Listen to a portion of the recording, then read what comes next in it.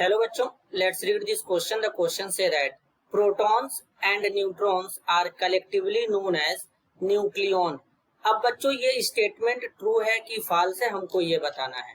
तो सबसे पहले समझेंगे की कॉन्सेप्ट। की कॉन्सेप्ट होगा बच्चों स्ट्रक्चर ऑफ एटम। तो बच्चों एटम जो होता है स्मॉलेस्ट टेनी पार्टिकल होता है। अब बेसिकली एटम के बारे में अगर समझें तो बेसिकली ये इसका न्यूक्लियस है बच्चों, और ये यहाँ पर न्यूक्लियस के बाद ये जो इसका है ये सेल है।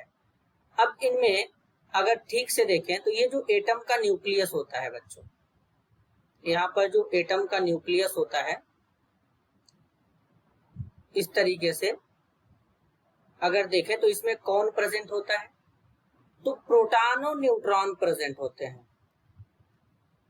क्योंकि बच्चों जो एटम होता है, एटम के तीन फंडामेंटल पार्टिकल होते हैं।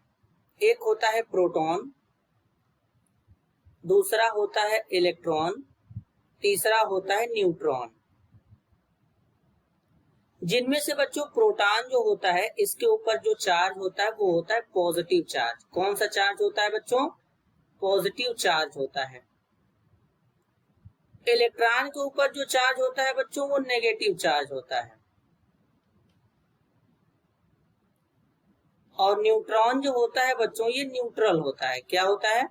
न्यूट्रल होता है। तो अब बेसिकली यहाँ पर जरा ध्यान से समझेंगे।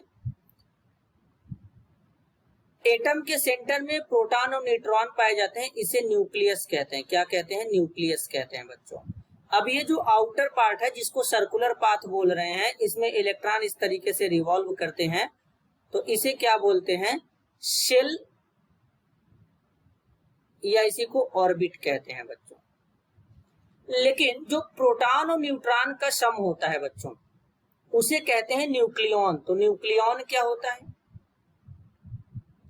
न्यूक्लियॉन्स का मतलब होता है बच्चों number of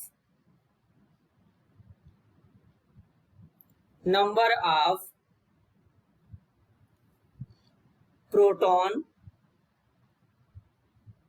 plus number of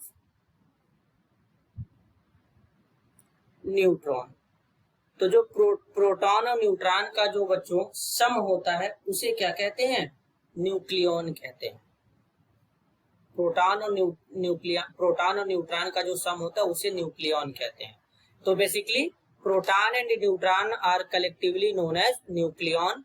ये स्टेटमेंट बिल्कुल करेक्ट है बच्चों। तो करेक्ट आंसर होगा true. This is your answer. I hope you understood it well. All the best.